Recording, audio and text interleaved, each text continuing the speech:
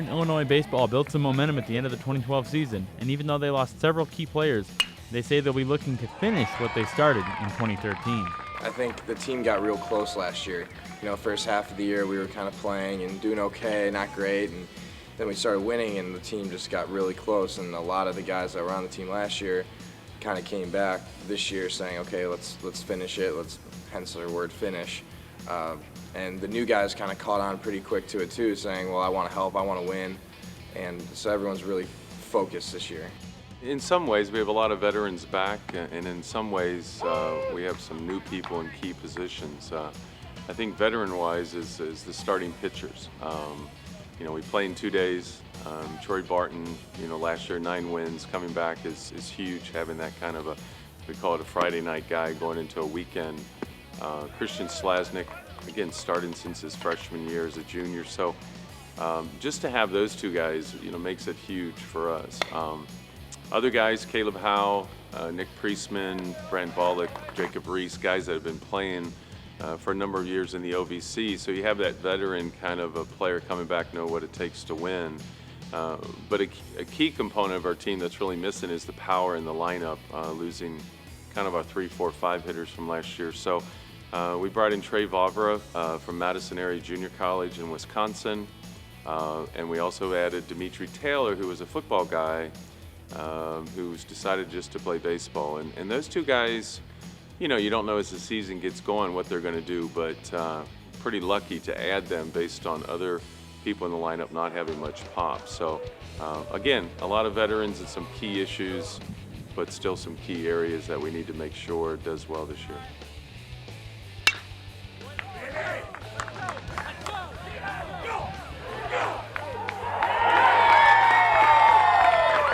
Schmitz says the Panthers will be looking to some old faces as well as new ones on the mound and at the plate. They complement each other. Dimitri's left-handed, Trey's right-handed, so there's that complement that we have. The other thing is, each year we seem to say we have more speed. Doesn't necessarily come out in the spring, but Tyler Schweigert's going to start at shortstop. He runs really well. Nick Priestman, Caleb Howe, Nate Sapena. So I think we have 4 or 5 guys that are going to be able to run. And this, again, is the 3rd year of the new bat, but I think we're going to be able to run a little bit more than we have in the past. I think the neatest thing about Troy is, like I said, he's been through the league a number of years. He knows what it takes to win. He's won many, many big games here. He's a guy, when you talk about a weekend, you need to have that first guy who you want to win every Friday, but really is going to pitch deep into the game, and that's what he's done on a consistent basis. He's able to rely on his fastball, and that's going to help keep his pitch count down and give us a chance to go into game 2 and 3 without having many pitchers used. Here's Greenfield into the windup, and the pitch on the way, and a swing and a line drive, caught by the second baseman Schweigert. Here's the ball, 1 pitch, swing, and a ground ball up the middle. Strang to his left has it behind the bag, throws to first for the out. We've also added Joe Greenfield.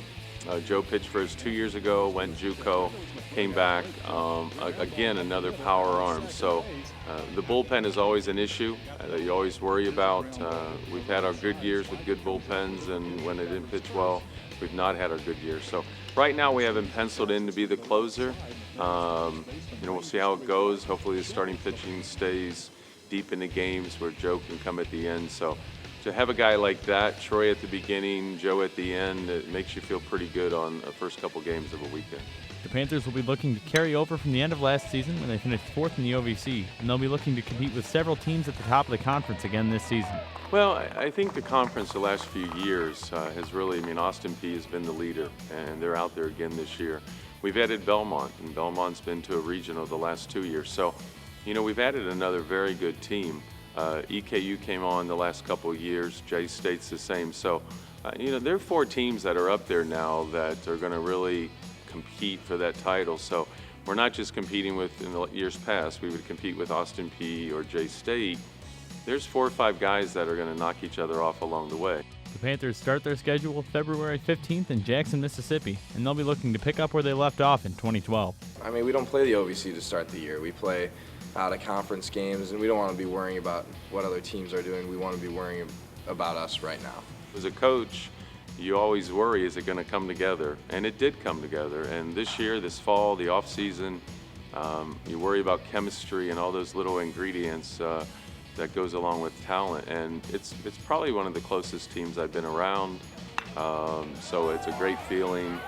The word for the year that we've used, I know a lot of teams have used it, but finish is our kind of team word. So we didn't finish, last year, and so that's the overwhelming kind of thought process right now.